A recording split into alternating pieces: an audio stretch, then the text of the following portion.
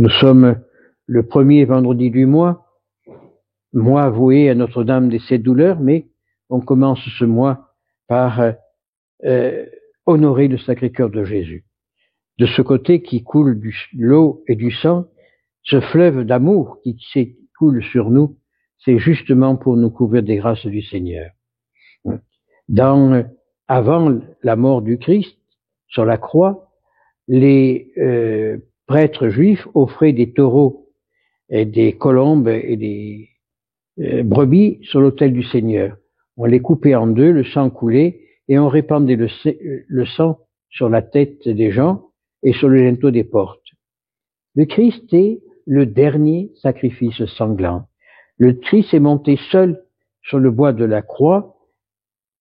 Ils l'ont cloué sur la croix. Ce sang a coulé. Ce sang a coulé sur la terre. Ce sang a coulé sur les mains de ses bourreaux. Eh bien, c'était le dernier sacrifice, c'est le symbole du dernier sacrifice sanglant.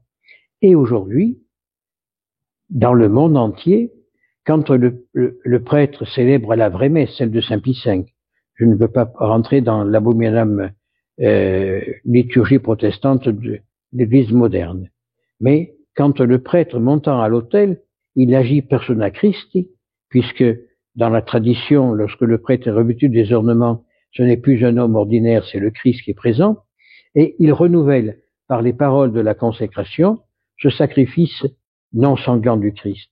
Et quand nous communions au corps du Christ, eh bien, nous sommes en union avec toute l'Église, bien sûr, mais aussi avec le sacrifice du Christ sur la croix. Et ceci est très important, car chaque fois qu'on renouvelle ce sacrifice, chaque fois c'est une pluie de grâce qui arrive. Bien sûr, alors, on dit, mais pourquoi il y a toujours des malheurs sur la terre? Pourquoi il y a des tremblements de terre? Pourquoi il y a des gens qui se font assassiner? Et ça, c'est le diable qui agit. Parce que, où il y a le bien, il y a malheureusement le mal. Et ça, le Christ va revenir, dans combien de temps?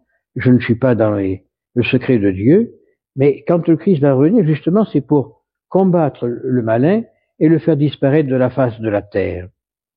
Et l'envoyer dans son propre royaume, les enfers. Donc, essayons aujourd'hui de nous mettre dans ce corps du Christ, essayons de se mettre dans ce cœur et de bénéficier de toutes ces grâces. Il y a, rappelons-nous, quand Constantin partait se battre contre les infidèles, on disait, par ce signe tu vaincras, par le signe de la croix. Et quand j'étais au noviciat, Père Joseph nous disait toujours, quand vous avez un problème, regardez le crucifix.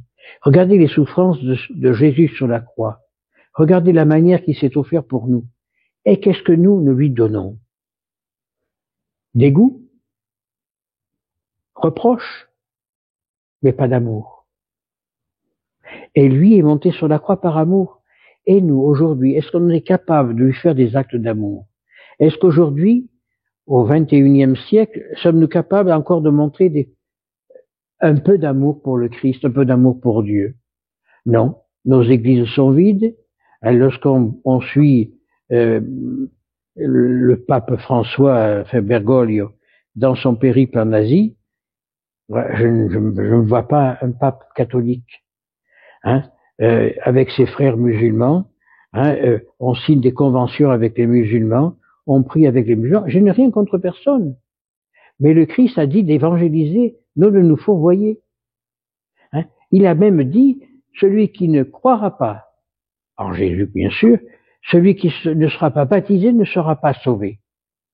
Alors, indirectement, par ces nouvelles conventions, on maintient ces gens dans le péché. On maintient ces gens dans le péché. Et on les empêche d'aller au paradis. Peut-être que, alors je vais dire une bêtise, peut-être il y a trop de monde au paradis, il n'y a plus de place, c'est pour ça que le pape a fait ces affaires-là. Enfin, j'espère que ce sera dans cet esprit-là. Parce que je ne vois pas comment on peut défendre la foi catholique. N'oublions pas que l'Église a été fondée il y a plus de 2000 ans par le Christ lui-même. C'est le Christ qui a fondé l'Église. C'est pas un homme. C'est le Fils de Dieu qui est venu sur la terre et qui a fondé l'Église. Et de ce tronc central, qui est l'Église catholique, ben, il est sorti d'autres branches, hein, des branches qui sont tombées, des branches mortes, avec les hérésies nestoriennes et tant d'autres hérésies identiques, sont tombées. Elles sont mortes.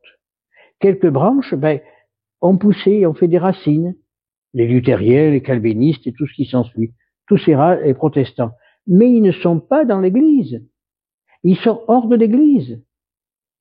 Hein? Et en continu, les témoins de Jéhovah, les Mormons et tout ça, ils parlent du Christ, oui, mais ils parlent du Christ au nom d'un homme, non de l'Église, non au nom de Dieu. Parce que qui les a fondés? Ce sont des hommes. Qui a fondé les protestants? C'est Luther et Calvin.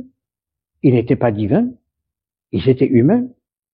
Donc, l'Église catholique aujourd'hui, ben, est en train de perdre sa divinité pour devenir humaine. Et pour plaire aux hommes, elle fait des choses qui ne sont pas dans la loi de Dieu, qui ne sont pas dans la ligne de Dieu. Et alors, ceux qui essayent de vivre dans la ligne de Dieu sont combattus. Il faut voir de la manière dont nous sommes combattus. Hein, les impôts ont triplé. Tout ce qui est les avantages que l'on avait il y a quelques années s'évaporent. Parce qu'on veut nous museler, on veut nous faire taire, on veut nous écraser, nous étouffer. Alors, moi, j'avoue que j'ai confiance, je me remets à maman Marie, je dis, notre bonne mère, si vous voulez qu'on meure, on va mourir, mais à travers notre mort, c'est la vôtre qui est signée.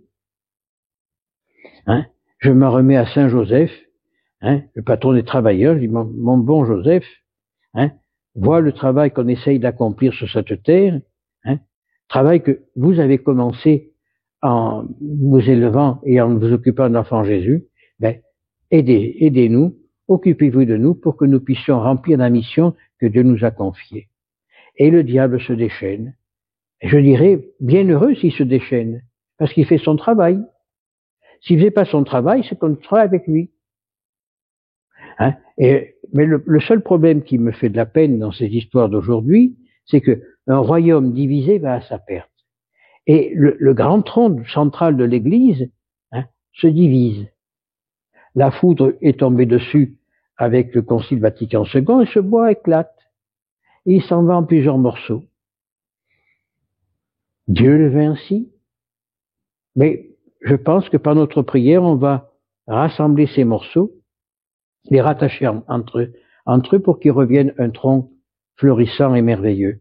Mais tout ça, on ne peut le voir qu'à travers le cœur immaculé de Jésus.